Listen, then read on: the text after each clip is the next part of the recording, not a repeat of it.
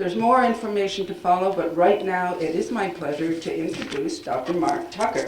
And I'm going to tell you a little bit about him. But before I do, I also would ask that you turn off your electronic devices when Dr. Tucker comes to the podium. Marc Tucker is President and Chief Executive Officer of the National Center of Education and the Economy. He is internationally recognized as an expert on academic and occupational standards and assessment, and has also been among the leaders in researching the policies and practices of the countries with the best education systems in the world. Dr. Tucker served in the 70s as the Associate Director of the National Institute of Education, in charge of the nation's government-funded research on education policy. He then created the Carnegie Forum on Education and the Economy at Carnegie Corporation of New York and authored its report, A Nation Prepared, Teachers for the 21st Century. He led the Carnegie Forum as it created the National Board for Professional Teaching Standards and served as the board's first president. Excuse me. Tucker then founded the National Center on Education and the Economy, and in that role created the Commission on the Skills of the American Workforce, the new Commission on the Skills of the American Workforce, the New Standards Consortium, America's Choice, a comprehensive school reform program, the National Institute for School Leadership and Excellence for All, which is a high school reform program. He was cited by President Clinton as a major intellectual contributor to Clinton administration education and labor policies. He was appointed by the President to the National Skills Standards Board, and he also served as co-author and editor of many articles and several books. And he has many publications, but I would mention one, Surpassing Shanghai, which is my Bible on education. And I would heartily recommend that if you are interested in knowing where America stands in relation to other countries and what kinds of things we should be doing in order to make our students as competitive as they can be on the world stage, that is a great book. Mr. Tucker has testified frequently in the U.S. Congress and the state legislature, and you know what? Dr. Tucker is a New Englander. He lives in Maine and drove down to be here today with his dog Maggie. So with that, please join me in welcoming Dr. Marc Tucker.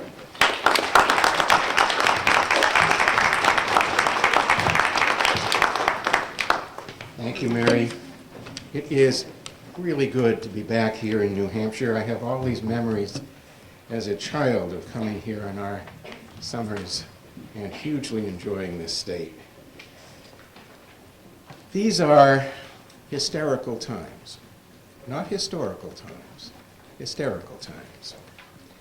My visit to New Hampshire to talk about the Common Core state standards was heralded by the New Hampshire Tea Party Coalition in an article that describes me as a socialist, an advocate for federal control of education in the United States, an evangelist for outcomes-based education, a believer in the UN content standards, that the United Nations content standards should be imposed on the United States.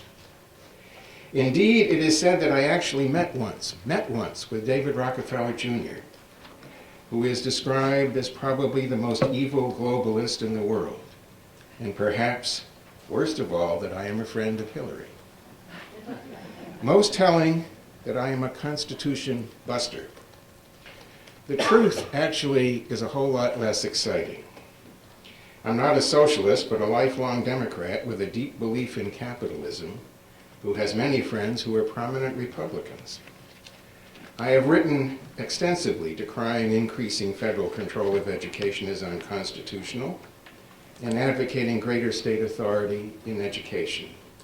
Far from an advocate of outcomes-based education, I have consistently opposed it. There are no United Nations content standards for education. They do not exist. So, I could not have supported them. I have met with David Rockefeller and with Hillary Clinton, both of whom actually have been friends and both have been board members of my organization. The same, however, can be said of Senator Bill Brock. Bill Brock chaired the Republican Party when Ronald Reagan ran successfully for president. And he served in two important positions in Reagan's cabinet. John Engler, the former Republican governor of Michigan, who went on to head the National Association of Manufacturers and the Business Roundtable, is also a friend. I'd like, if I may, to set the hysteria aside for a moment and talk with you about where these standards came from and why they are so important for New Hampshire. The United States led the world in education for at least a century. In the 19th century, it was way ahead in extending the right to a free elementary school education to all of its citizens. At the turn of the last century, it was way ahead in offering a high school education to everybody who wanted one. After World War II, this country jumped far ahead in sending its young people to college. The result was the best educated workforce in the world by a country mile for probably 50 years.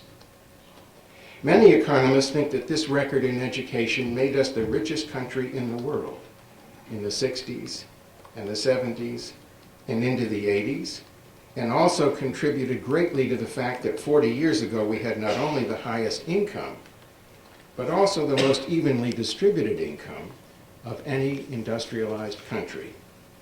And then it all fell apart.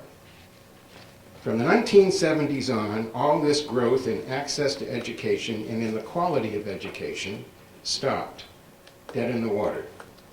The only thing that has grown from then on has been the cost of education, which has more than doubled at all levels after accounting for inflation. The 1980s was a time of enormous change in the global economy. At the end of that decade, manufacturing wages in South Korea were 1/10 of what they were in the United States. Manufacturing wages in mainland China were 1/100th of what they were in the United States.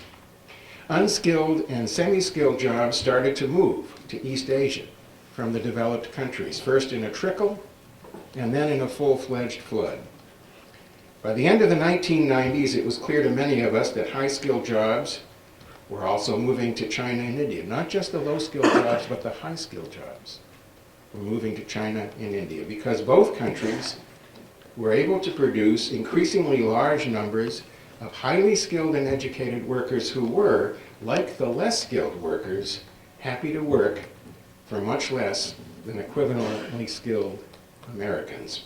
Economists were beginning to ask why the world's employers should pay Americans far more than their counterparts in Asia when they had the same skills.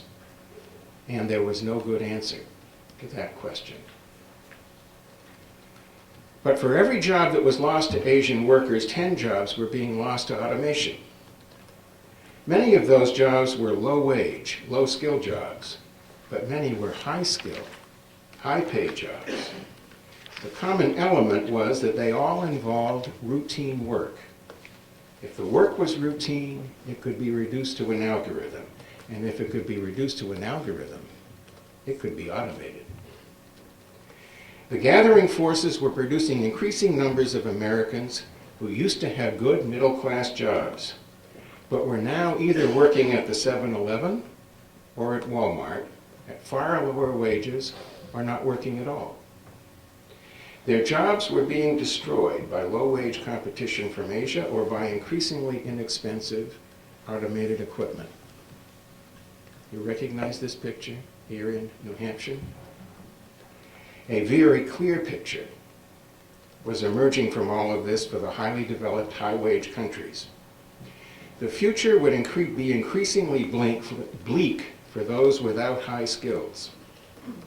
But high skills by themselves would not be enough. If those jobs involved routine work, they too could be automated.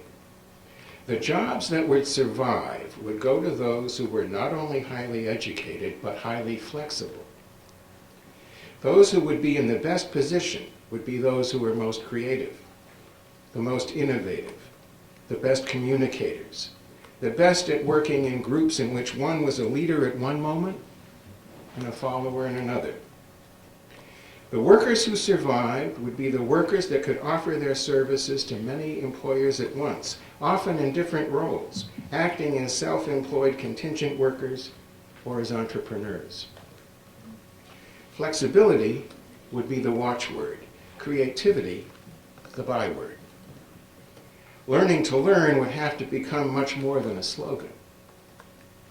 Education, a very demanding kind of education, would be far more necessary to economic survival than ever before. Other countries had seen this coming long before we did. From the 70s and 80s on, they did what was necessary to educate not just an elite, but nearly everybody to a standard that they had only educated an elite to before. Those were the countries that were beating the pants off us, the countries my organization has been studying for the last 25 years.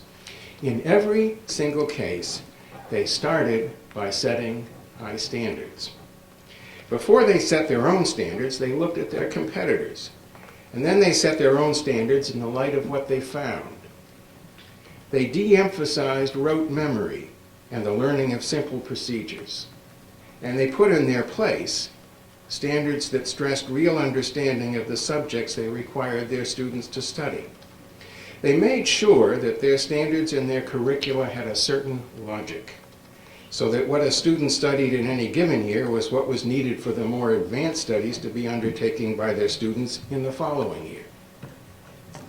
In almost every case, the standards they produced were national standards, produced in some cases by the national government, in other cases by their states and provinces working together. These top performers knew that no tool in their toolkit would be more essential for economic success in the globalized era than setting high, clear standards for all their students. National standards for student achievement is not a socialist plot. It is not anti-American. It is a common sense policy measure that has been undertaken by countries with political systems as different as Singapore and Finland, Australia and Germany.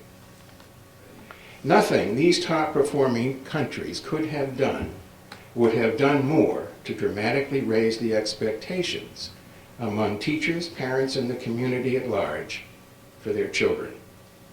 They made sure that the skills and knowledge they would demand from their students would be sufficient to enable these students to look forward to a rewarding and productive future in a world in which low skills and routine skills would no longer be anywhere near enough. They understood the realism of the old saw that if you don't know where you're going, any road will get you there. They knew that teachers everywhere teach to the test, and teachers would try to put together a curriculum that would make their students successful on the test, so they wanted to be clear about what the tests needed to test, because they would otherwise never achieve their goals. Many of our top competitors were well down this road in 1990. The United States was far behind. This has actually never been, in this country, a partisan matter. President H.W. Bush got the ball rolling when in 1989, he called the first ever meeting of the governors with the president to talk about education goals. It was the first President Bush, a Republican, who asked his Secretary of Education, Lamar Alexander, the former Republican governor of Tennessee, to put the first money on the table to develop performance standards. Many Democrats expected President Bush's successor, Bill Clinton, to reverse this policy when he took office. He did nothing of the kind. Instead, he proposed Goals 2000, which included a provision requiring the states to develop their own standards. When George W. Bush became president, he ratcheted up the pressure several notches. He had hoped to require the states to adopt a single set of national standards. Maybe you didn't know that, but that's what happened. But that goal was frustrated by the Congress, so he settled for making sure that the National Assessment of Educational Progress would produce a report on every state's students against the frameworks developed by NAEP and report those scores to the public. The critics of the Common Core would have you believe that the Common Core was produced by the Obama administration. Not true. Not even close. The truth is much more interesting. Governors of both parties were growing more and more frustrated. They were being held increasingly accountable by their constituencies for economic development. But the companies they were trying to recruit were telling them they would not come unless the governor could convince them that the quality of education in their state would radically improve. Many of these companies were very much aware of the accomplishments in education of our best competitors overseas, and they could easily build new plants and relocate old ones in the countries that were outperforming us. The governors began to clamor for higher standards, education standards, in the United States, and if possible, uniform standards.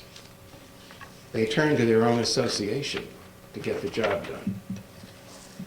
At the same time, the average state scores from the National Assessment of Education Progress were beginning to come out. It turned out that the states with the highest scores on their own assessments often had the lowest average state scores on the NAEP Common Assessment. State commissioners from the lower performing states went to their association and said, in effect, I cannot get the support I need to raise the standards in my state by myself. We need to work together as an association to come up with common standards. If the association will do that, then I'll be able to get my state to sign up for the standards we create as an association. The Bill and Melinda Gates Association provided the money to the two associations, the Bill and Melinda Gates Foundation provided the money to the two associations to work together to get the job done. The money didn't come from the federal government, nor was the federal government involved in any way in deciding what the standards were going to be. All of this got started before Barack Obama was elected president. The drive to much higher standards and a different kind of standards is not unique to the United States. It is a worldwide movement among the most developed countries. Indeed, the United States is very late to the game. While the federal government offered help to the states that wanted to adopt the standards, these are not federal standards. They were developed by the states, working together. Almost all the experts who have looked at these standards think they can hold their own against the best standards anywhere in the world. Most important, they're the right kind of standards for a nation that must now provide to all of its students a kind and quality of education that is only provided to a small elite before. These standards are the best chance we have of being competitive as individuals and as a nation in a fiercely competitive global economy.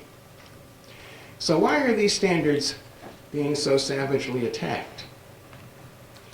The Common Core standards are supported by Barack Obama and by Jeb Bush, by prominent Democratic governors and prominent Republican governors, by the Business Roundtable and the Chamber of Commerce, by the National Education Association and the American Federation of Teachers. Those of you who follow the politics of American education will read this list and see that it includes bitter opponents of one another, people who can agree on very little else. It is not a partisan matter. It does not divide management and labor, nor is it a regional matter. So what exactly is it? I will in a moment share with you a list of the most repeated criticisms of the Common Core standards along with my responses to them. In my opinion, this is not so much a list of the things that concern the opponents as a list of things they think they can say that will get them adherents who will work with them to defeat the Common Core. What really seems to unite those who lead the opposition is their very strong antipathy to government at any level, but most especially to the federal government. They appear to be willing to say anything, whether or not it is true, to fight off what they seem to think is a clear and present danger to their freedoms as citizens of the United States. This is hardly surprising. This is a thread in the national political fabric that has been with us since the founding of the United States. Let me share the specifics of the charges with you. They say the Common Core was created by the Obama administration and really represents federal standards, not state standards. As I pointed out to you a moment ago, the developments that led to the Common Core began long before President Obama took office. It was overseen by the Council of Chief State School Officers and the National Governors Association.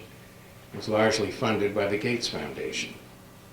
The Obama administration clearly thought that the Common Core was a good idea, and they unabashedly supported it. But that happened after the Common Core effort had been formed and was producing standards.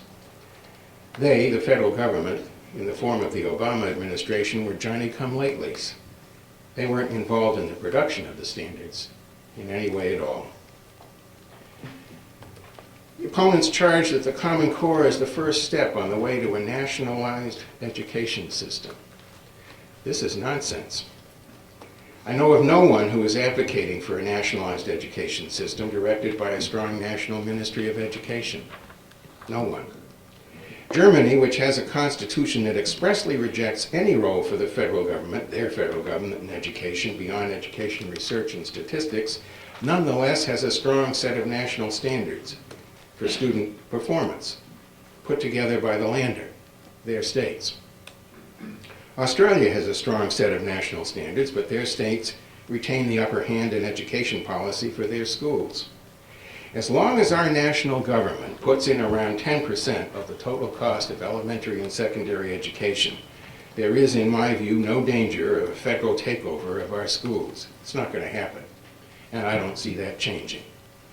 And then, of course, there is our Constitution, which reserves decisions about education policy to the states. Not much room there for a federal takeover of our schools. They say the Common Core is unconstitutional and a threat to individual freedoms. Unconstitutional, presumably, because, as I just said, education is a government function reserved to the states. But the Constitution did not prohibit an agreement among the states to agree on standards that they could adopt in common. Nothing unconstitutional about that. Any standards from any origin are a threat to the individual freedoms of those to whom they apply. Standards of practice in engineering and medicine limit what an engineer can design and what a surgeon can do. We have such standards because they are in the public interest. Parents who want to homeschool their children are instinctively leery of any standards that might infringe on their freedom to teach anything they want to any child at any time. The same can be said of many teachers.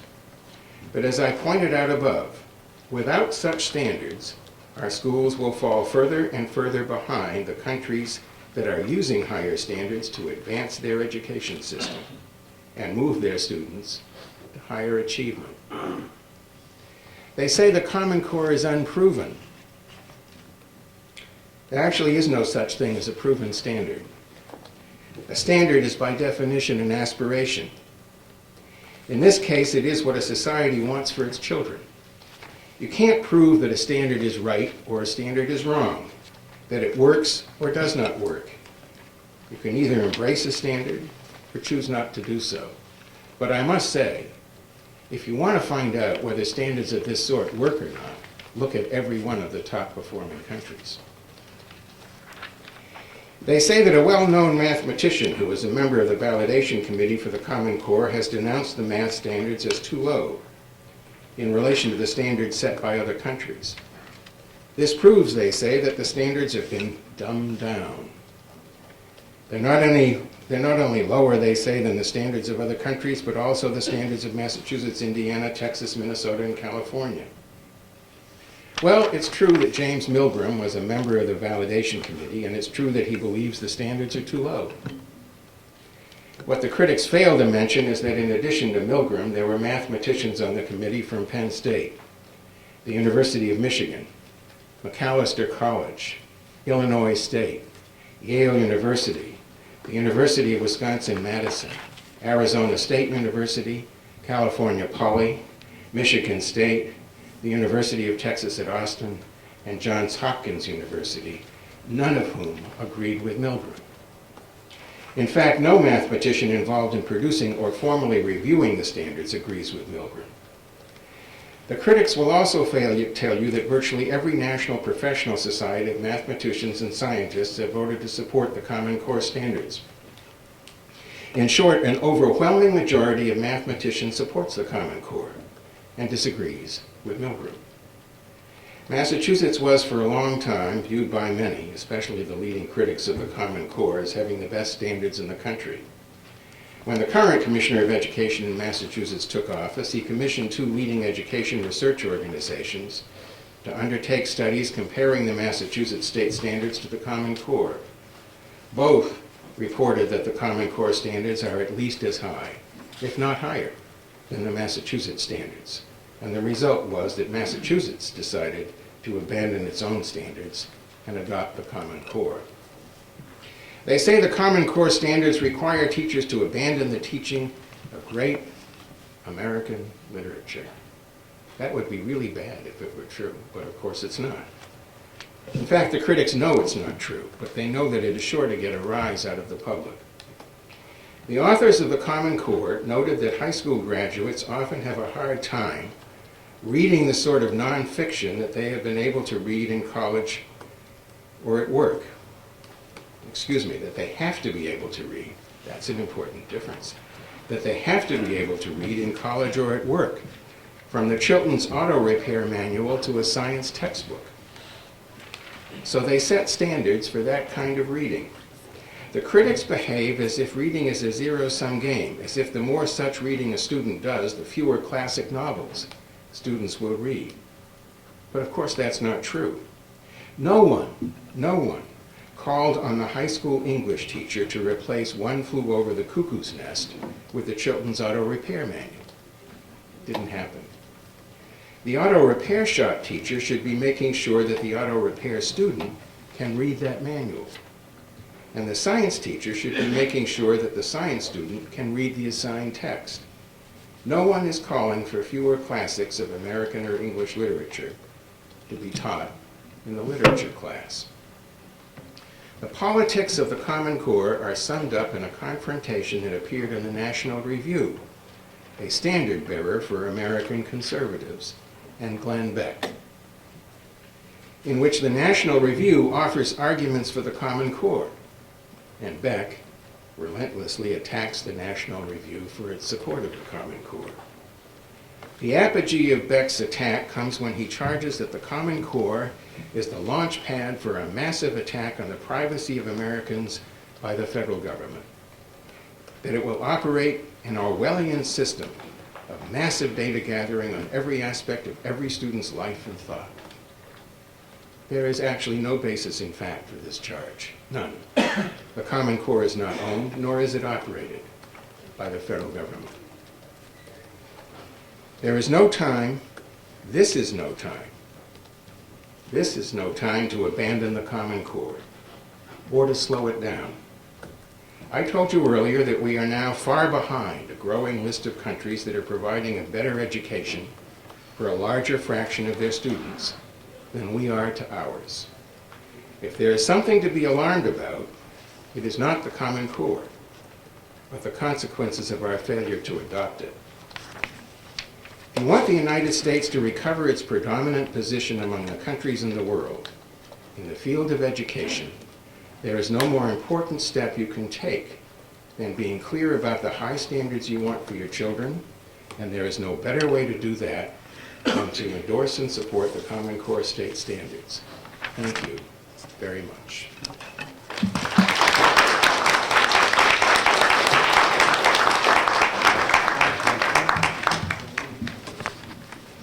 Thank you very much, Mark, and thank you for leaving us a lot of time for questions.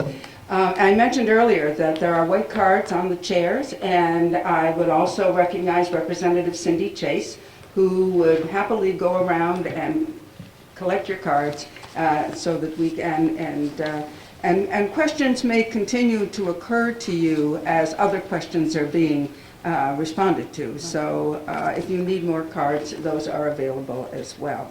A few.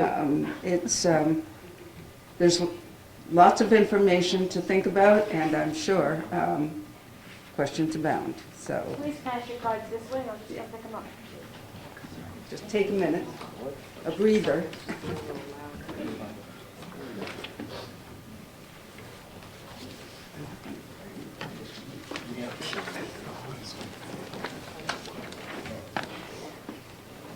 Do we have one or two to get started with?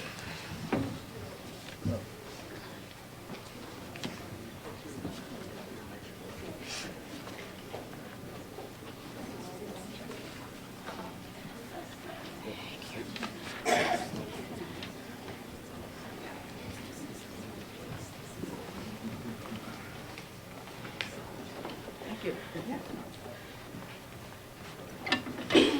I'm just going to read these. And I did indicate earlier that if there are several questions on one card, I'll read one question, move on to another card, and as we go through, come back to the cards with multiple questions. So, the first one is, thank you.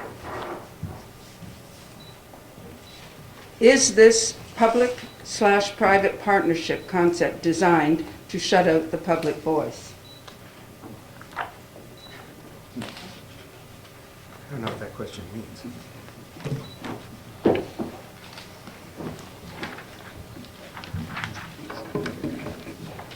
Well, maybe we'll set that one aside for now, and let's go on to this one. Well, maybe we can find out from somebody in the audience what it means. Is there someone who submitted that question? What does that question mean? Would you like to explain it? It is the second half, Mitchell's decided their school committee meet at Diamond Corporation, and instead of meeting in a public facility where we have public comment. So when you're having this public-private partnership, it's shutting out public comment. So I'm just wondering if that's part of the design, or is that just an unfortunate result? This sounds like a question for you. That's really a local decision.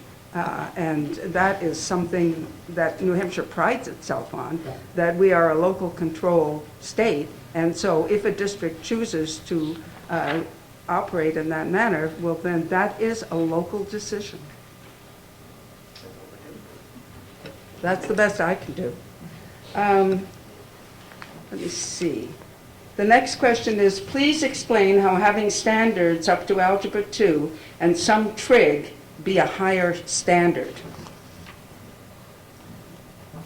I think I know what that question means. Here is the question. I think that many people are asking this related to the one that was just read.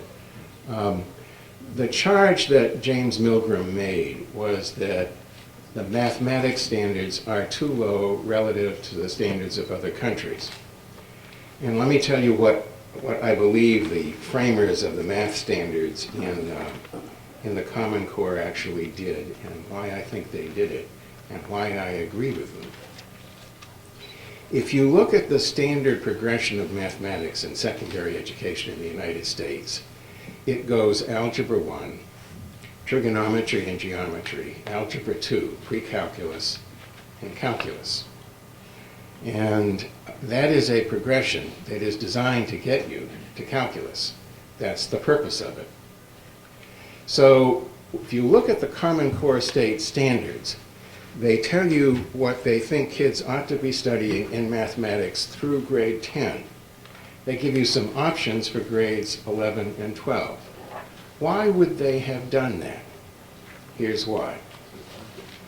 If you look, imagine now that what you're trying to do is to produce a set of standards which will give students the skills they need for college or for going into the workforce when they leave high school.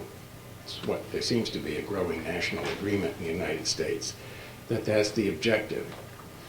So our organization did a study, took 2.5 years of fairly intensive research, looking at a sample of community colleges around the country and asking what the real standard was for being successful in those community colleges. They all have a course, it's the most difficult math course freshmen in community colleges take, called college math. What we discovered was that the content of that course is basically Algebra 1.25. It's the content, it's the topics taught in Algebra 1 plus a little bit of what goes on in statistics and some related subjects, just a tad. So we asked ourselves, there are a lot of people advocating in this country right now, James Milgram is one of them, kids should not be allowed to graduate high school without having mastered Algebra 2. I have yet to have anybody tell me why kids should be required to have mastered Algebra 2 in high school in order to study Algebra 1 in college. Doesn't make any sense to me. It's also the case that what you find is that a very large fraction of kids coming out of our high schools are not ready for college math in our community colleges and four-year colleges. I don't know how many of you in this room are legislators, but I would put it to you, would you actually want to have Algebra 2 mastering Algebra 2 as a requirement for getting a high school diploma in New Hampshire if you knew that a very large majority of New Hampshire kids would then never get a diploma? And why would you do that? Why would you do that? Now, let me point out something else that we discovered in the course of our research. Somewhat less than 5% of the entire American workforce needs the calculus in the work that it does. Why would you put all of our kids on a path to the calculus if you knew that only 5% of them would ever need the calculus when they actually went into the workforce? We couldn't come up with a good answer to that one either. Now, if you stop the argument there, it sounds like I'm arguing for dumbing down the standards. I'm not. I think our standards ought to be a lot higher than they are now. A lot higher. The question I think that we ought to be asking ourselves is, what math do kids need? What math do kids need? Algebra 2 is being used right now in the United States in the same way that Latin was used at the turn of the last century, as a gate to keep kids out of college. You didn't actually need Latin to go to college in the early part of the last century, but it was a very simple gate to put in kids' way to keep them out. Algebra 2 looks a lot like that. What the Common Core state standards did was said you need to have Algebra 1 by the 8th grade. And then you need to have a course of mathematics that goes to advanced mathematics that makes sense for you. What would that mean? If you look at what people actually need and use in their work in the United States, there are a lot of them that use trig. Talk to a carpenter or a surveyor and any number of other occupations. If you look at a lot of others, you'll find in industrial processes they use statistics. And some of it is very advanced statistics. That's what they need. So if you look across the range of American occupations, what you'll find is kids need advanced math, but they don't all need the same math. And that's why the Common Core is written the way it is. This is not an argument for kids not going on to advanced math. It is an argument for matching the math that kids are required to take to the things that they want to do with their life, and not requiring all kids to go on a path in mathematics that will get them to a mathematics that only 5% will ever use. Switching out of the curriculum, can you elaborate on the concerns of privacy and data mining? This is the Glenn Beck argument I referred to at the end of my remarks. There are, first of all kinds of data is collected about kids and, about kids and about their families in American schools. It's done all the time for all kinds of reasons, and many of them are good reasons. The states have, at least as I understand it, virtually complete control over what is collected, and even more complete control over what is identified. And this is a very important point.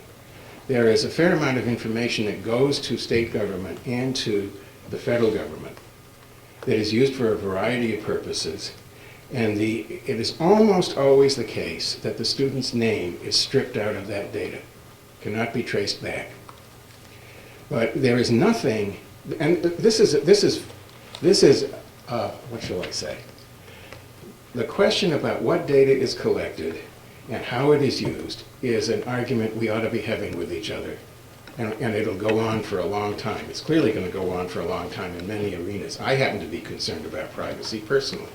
And the loss of it in this country is an enormous personal concern to me. But from my point of view, I don't see what on earth the connection is to the Common Core state standards. There is nothing in the Common Core state standards, nothing in the Common Core state standards that requires the collection of personal information about kids to go to the federal government. It's not going to happen. But that was my question, and you left out a very important part of it, I believe. Because I had a quote from FERPA, which discussed FERPA, which is the overriding guide to this question. So it's the other half that we need to put out there. Your question, Representative, may be related to this question, but this question just simply says, can you elaborate on the Okay, concerns great. of privacy? We'll get to your Thank you. question, I hope. Thank you. Next question. Exactly which countries are the English/math standards, exactly which countries are the English/math standards benchmarked? I honestly don't know. I know that they did an extensive search of the standards of many other countries, but I do not know the details of that search. In your okay, and this is a longer one. In your article, Let me just add to that. sorry. In our own work, and we've done a lot of it, the countries that we benchmark to are the top 10 performers in the PISA rankings. And I suggest that any of you who are interested in following that should get up on the OECD website, go to the PISA web rankings and look at it yourself. They are changing, and they will change again in a few months because PISA is about to come out with its most recent results. But that's what we use. And so my comments when I was talking about comparing our reading of these standards to those of the top performing countries, we are benchmarking to the top 10 in PISA.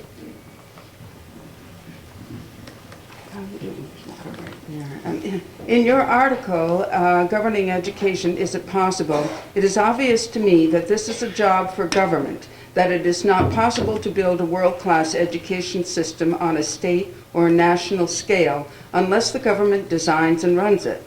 So for you to say that you do not think we can have a world-class education system in the U.S., is it your opinion that the solution to a better education is more government?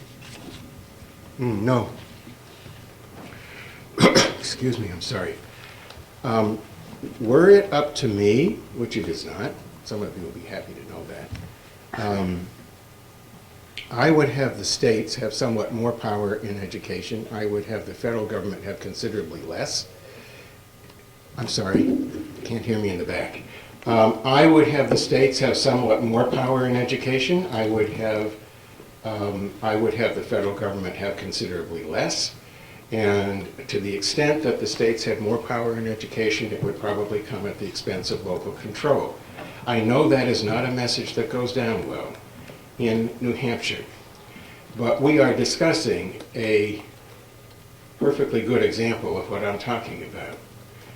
For a very long time in the United States, the standards for what kids were expected to know and be able to do were actually set by school teachers. I was myself a member of a school board in Massachusetts, and I'm speaking from my personal experience. Teachers could largely decide what they were going to teach classroom by classroom. It's the way it's worked in this country for a very long time.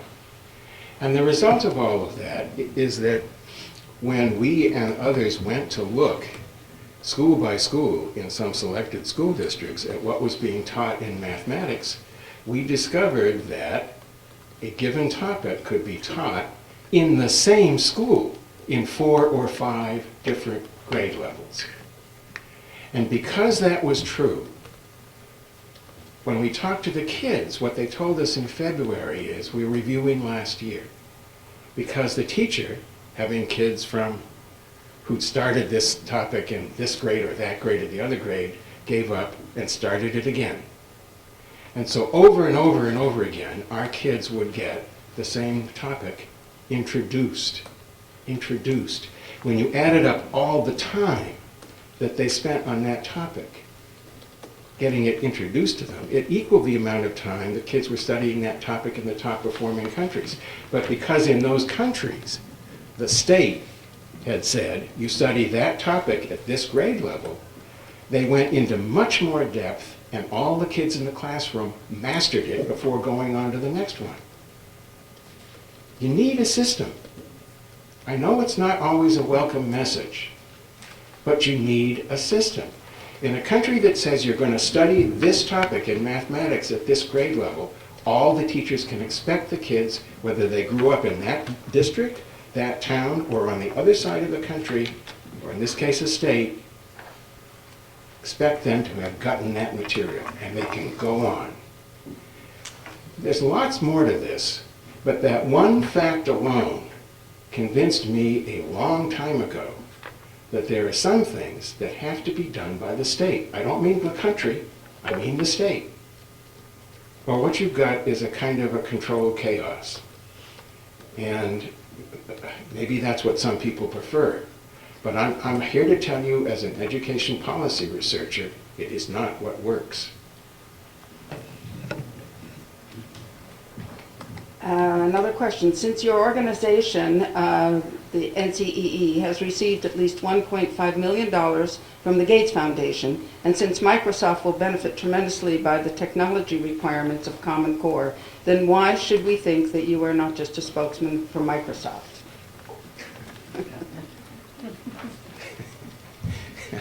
You know, every American foundation, Raise the mic, please. I'm trying, it keeps falling, but thank you. 'Cause Thank you you for got reminding me. Your assistant is shorter, not too short. So, almost every American foundation was founded by a rich person. Some of them are alive and some of them are dead. And if you want money to do the kind of work that we do, most of it's going to come from foundations. So if you have a head for conspiracy theories, you can say, oh, the work that these people do is just, they're clearly just mouthpieces for the people who give them the money. Well, you can believe that if you wish. People who know me know better. I've reached that wonderful point in life where I have we have very, very little foundation money now, almost none. And I can say whatever I want to say. And I've been saying it for some time. I'm not a mouthpiece for Bill Gates. I'm not a mouthpiece for the Microsoft company. I'm not a mouthpiece. By the way, the foundation is not the same as the company. This is a mere detail, but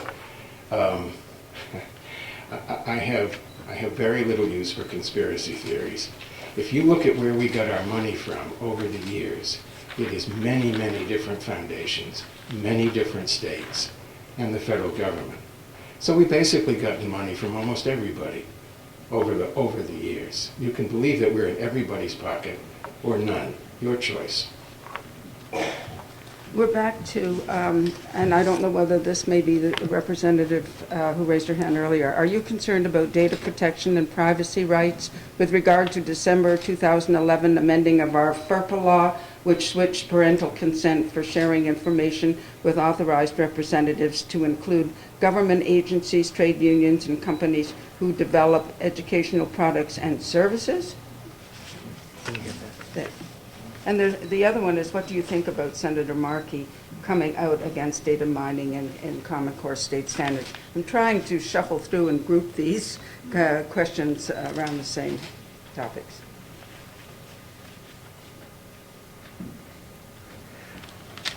I actually have not followed the details of PERC. I have no opinion on this. I just don't know enough about it to have an opinion. It's important only because what you were saying with the state may be true, with regards to the state holding Right. to secure this data. But FERPA is firmly in the camp that when they amended this in 2011, it took parental consent away and said that it could include what we call authorized representatives, which are third-party people. So all of our information that the state will collect does go out of state and goes to several entities, and that is, if you read the FERPA, go to FERPA online, you can read about it. So it's important for us to know I about. understand that it's important, it's just not something I've studied in enough detail to have an opinion about it. But I agree that not only do I understand it's important, I agree that it's important. Like I said, I too am concerned about privacy in the United States today. It's a real worry. This is a prepared question. In your Surpassing Shanghai book, you compare the U.S. to other leading countries and say that if we want to compete globally, we have to change our education system. But the 2011 TIMSS, which is acronym for Trends in International Mathematics and Science Study, results recently released show New Hampshire reached the high benchmark standard in science, and only 5 countries reached that mark. In math, only 4 states scored higher than New Hampshire. Massachusetts was the leading state in both areas. Why then should New Hampshire adopt untested national standards and assessments? Shouldn't we instead adopt Massachusetts standards, since they were the highest scoring state in both math and science? Well, first, Massachusetts, as I told you earlier, has adopted the Common Core. Maybe you should ask them why they did that.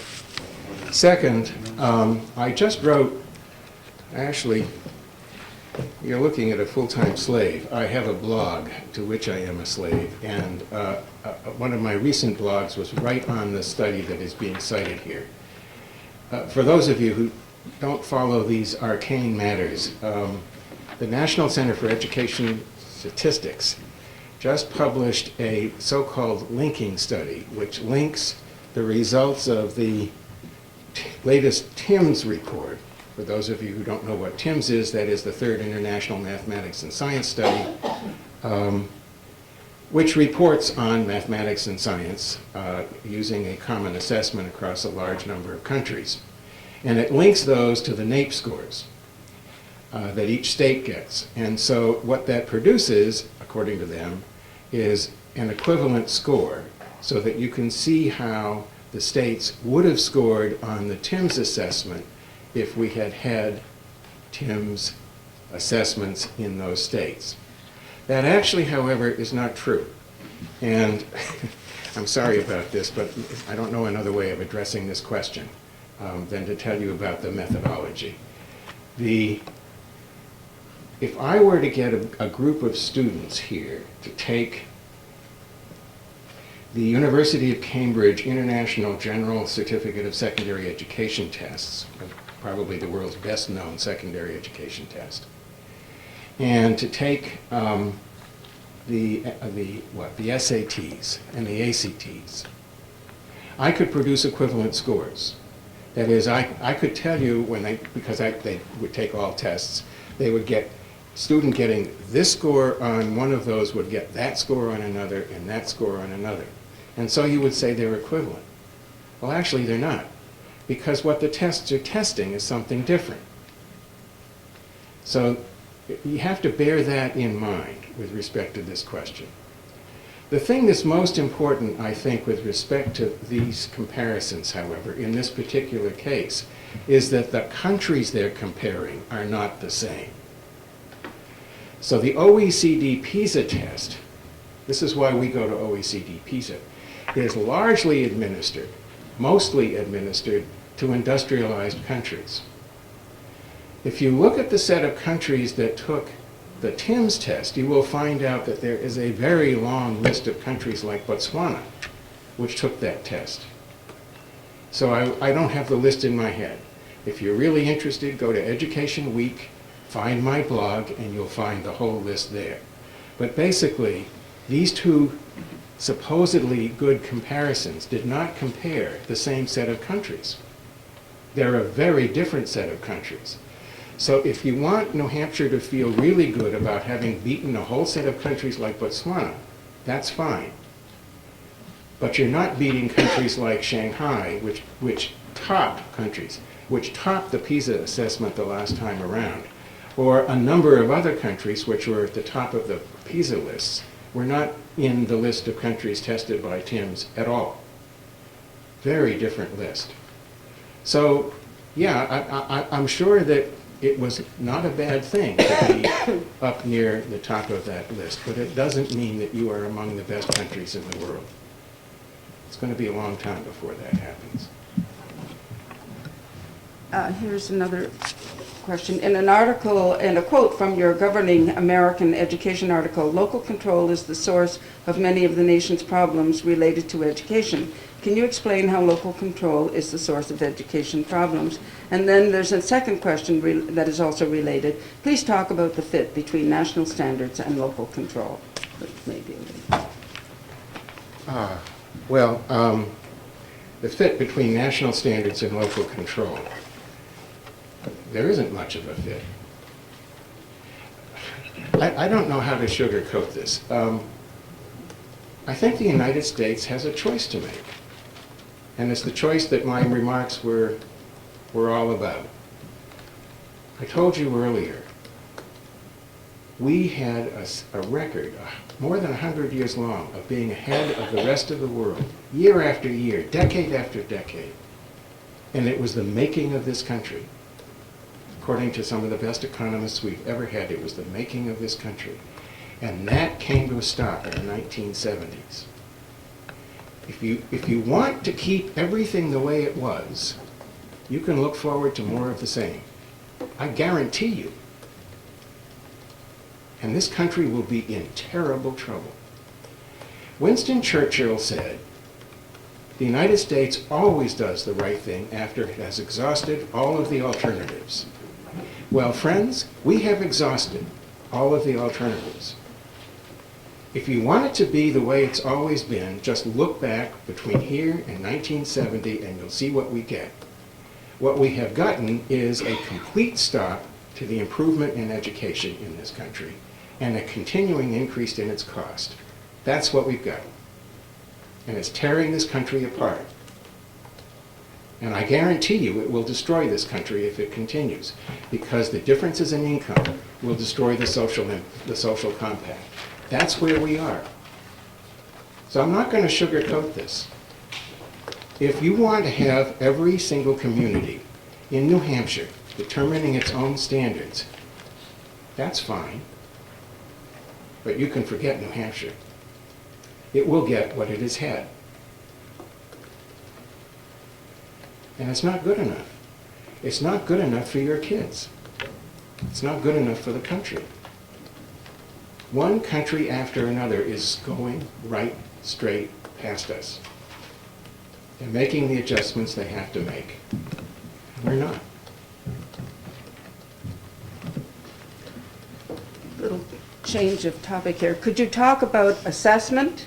Is this testing? Will it be different from current testing in terms of content? There are a number of questions relative to that. Yeah, this is a topic. really, really important question. That's why we're having a session.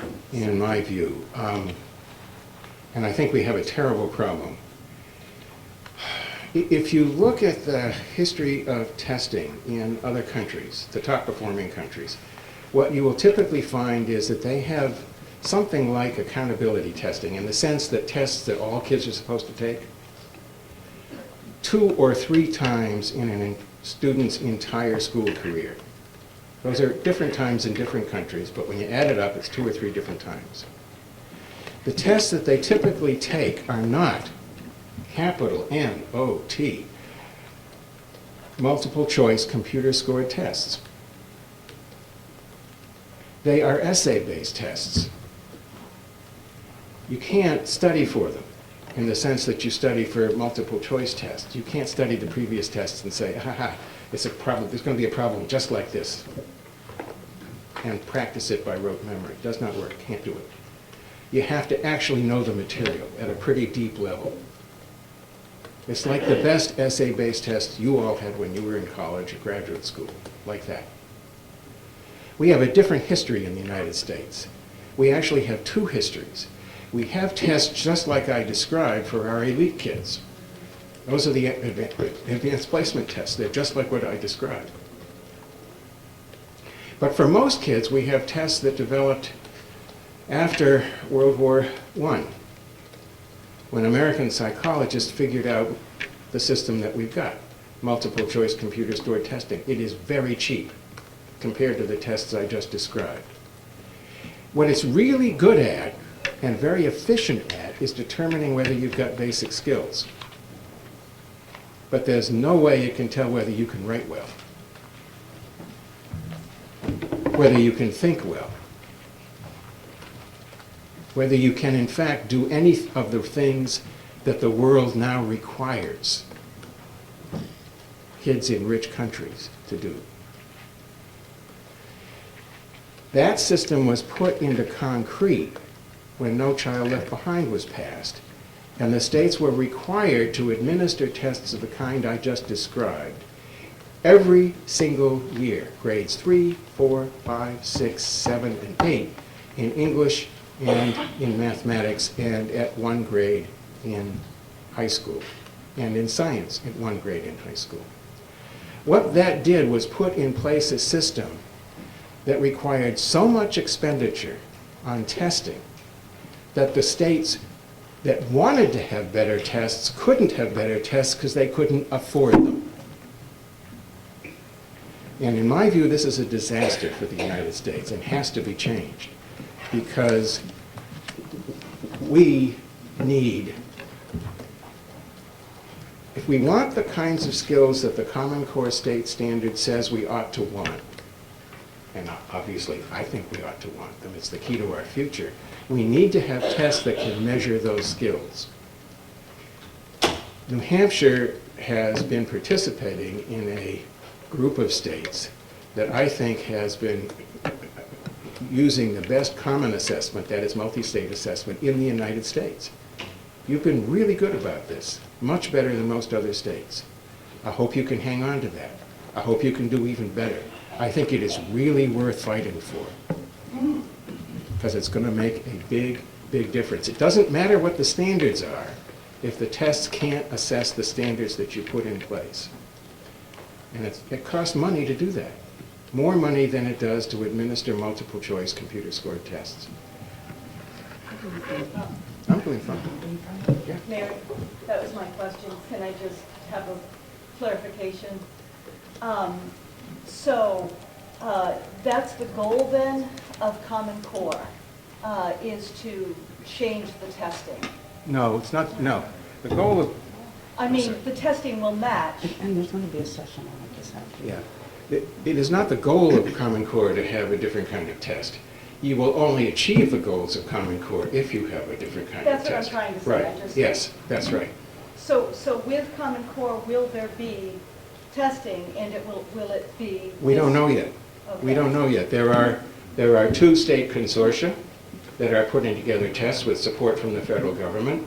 The tests that they're putting together are significantly better than the multiple choice computer score test that most states have been using. If I had to choose between those tests and the tests that most states have been using, I would use those in a minute. Thank you. And one of the work sessions this afternoon will address the issue in detail of assessment. A recent study putting U.S. states in the mix with other nations showed that New Hampshire is in the top 10, along with 4 other United States states. If we are already doing very well compared to other states and countries, will Common Core make us even better? Well, I addressed most of that question a few minutes ago. I don't think you're doing as well as that. Something happened to this? No, it's dead. I don't think so. But hello? Much better. I guess I did. Thank you. I don't think New Hampshire is doing as well as the superficial reports of that report have suggested, for all the reasons I told you before. You really need to look at the list of countries with which you are being compared before you make that judgment.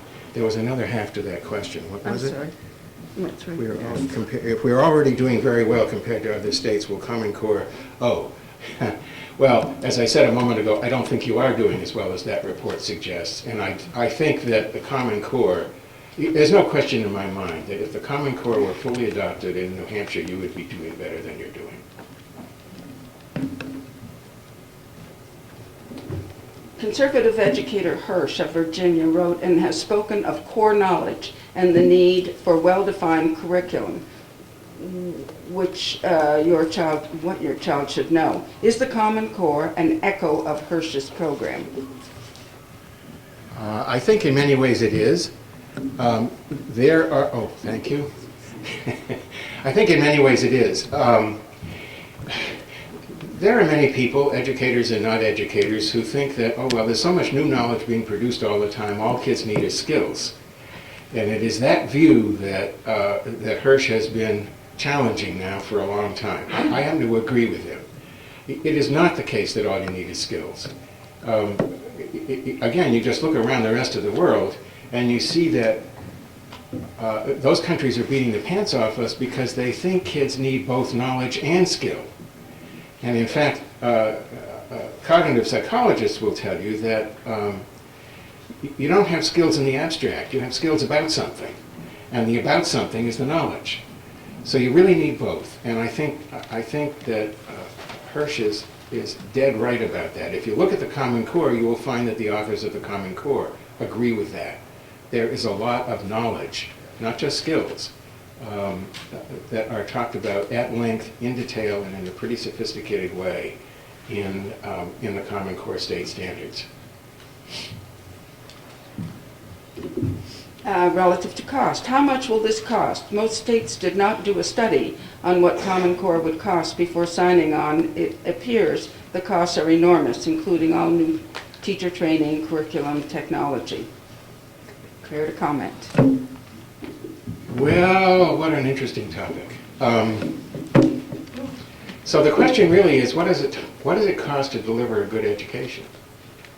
Or let me put the question another way. What does it cost to deliver an education which is as successful as the education delivered by the top performing countries? And you'll probably be surprised by the answer. It costs less than the United States on average is spending. We are, now another group of people unhappy in this. But the fact is that there are only 2 countries in the OECD that spend more money per student than the United States spends on education. But they spend it differently. They spend it differently. So there's a really big task in front of the United States to figure out how they spend it differently and why they're getting better results. And that's a conversation New Hampshire ought to have with itself, I think. There are a lot of formulaic answers to that question, all of which are wrong, because it's a very complicated matter. But we need to get underneath why it is that our results have not improved since the 1970s, and the actual cost per student has increased after inflation by 240%. That's the central issue. If we can figure that out, we will figure out how we can have better education for less money. And we need to figure that out. Could you explain your seeming contradiction of favoring traditional public schools be run by private contractors, but the disdain for public charter schools? I'm not quite sure. I understand the question. The author has read one of our reports. So let me see if I can do this quickly. Disdain for public charter schools. I don't have disdain for charter schools. What I think about charter schools is that they're a distraction. And what I mean by that is the following. If you look at the data, and I don't think, by the way, there's a whole lot of disagreement about this from the leading advocates of charter schools. If you look at the data and you look at it at the state level, that is, you go state by state and you look at the difference between the performance of charter schools and regular public schools, what you'll find is there's almost no difference. There are some studies that show us a little bit on the charter school side and other studies that show a little bit on the public school side, but when you add it all up, there's almost no difference. And when you look at other countries that have charter-like systems, what you find is that it's pretty much the same thing, but there's another piece of it that I think is really important. What you find is that charter or charter-like systems in those countries produce a situation in which people who have choices tend to abandon low-performing schools, and they leave those the low-performing schools are not gone. They're still there. They're occupied by people who don't have those choices. And so what you get is increasing inequality between schools. And for me, that's not a good trade. That is to say, if you're not getting better performance and you're getting less quality, why do you want to do this? Now, the answer for a lot of people is they found a particular charter school that they like. So if you value choice per se, go for it. But if you value charter schools because they perform better, there's no evidence of that. That's what you have this. Let me tell you, I can point. If you took the kids out of the charter school and put them back in the regular school, you would not get the same result. Yeah. The only reason they're able Please to let, keep that. No, is they're in it's charter okay. school. If you found a particular charter school that was working well and you put them back in a public school that was not, you're absolutely right. That's not a nice thing to do. What I'm telling you is, if you look at charter schools across entire states, that effect goes away. Because what you find is charter schools, on balance, don't perform any better than the public schools. You're absolutely right. Individual charter schools, I can match up individual charter schools with public schools, and I can find that they perform better. But I can show you statistically that the reverse is just as often true. And so, fine, like I said, if you value choice and put it ahead of anything else, go for it. But if you're looking at a public policy tool to improve the outcome, that's what I'm about. I'm looking at the performance of the United States and states in the United States and comparing it to other countries. And we're falling further and further and further behind. And there's no evidence that implementing charter schools is going to change that at all. Yes. Wait, excuse me. We're going to change the topic because this is a very important one. Excuse me, Representative Cordelli. This one addresses one of Governor Hassan's priorities in education. Have you done it, and I felt that it is a necessary question, have you done any studies to see if children who were taught higher level math, to see if they were more likely to enter the STEM fields? Because as we know, STEM is the in-word relative to education right now. Well, I've not personally done any studies, but it is certainly the case. I'll just invert what I said before. If you want your child to go into a field which some people would characterize, this is hard. STEM fields covers an enormous territory. So there are some STEM fields that require the calculus, and there are other STEMs that don't even come close. But let's assume that what the question really means is, do you have to know more math in order to go into a career that requires the calculus? Well, the obvious answer to that is you better know the calculus, right? So the question is, the question contains its own answer. I don't know what else to say. As I said earlier, fewer than 5% of the occupations in the United States actually require the calculus. And then the last question, because we are getting close to our time, and Dr. Tucker has been very generous in responding to these. In 5 minutes, how will Common Core improve education for our children? That was a softball. I think the bottom line here is that the Common Core, if it works, if it is really implemented, will raise everybody's expectations for our kids. That's how it's going to make a difference. What the record shows is that Americans expect less of their kids than the countries with better performing systems. We are happier with lower performance. Over and over and over again, the Gallup poll, every single year, shows that Americans think that the performance of the American education system is in the drink, but their own schools are doing fine. And as long as their own schools are doing fine, they're not going to want to change it. What the Common Core is going to do is change that. They're going to get people to understand that we need to ask more of our children.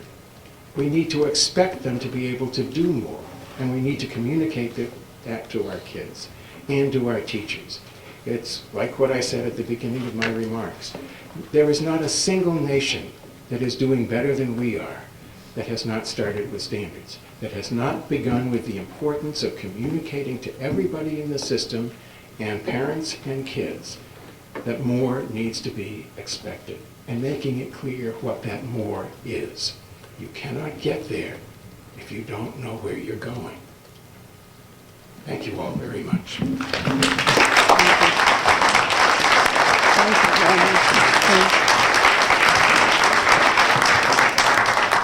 Thank you very much, Mark, for your remarks and also for your generous responses. And I know there will be some people who may want to question you during the break, which we're about to do. I would also like to thank Mark for leaving copies of his entire speech, which will be available on the table outside the room 210 and 211.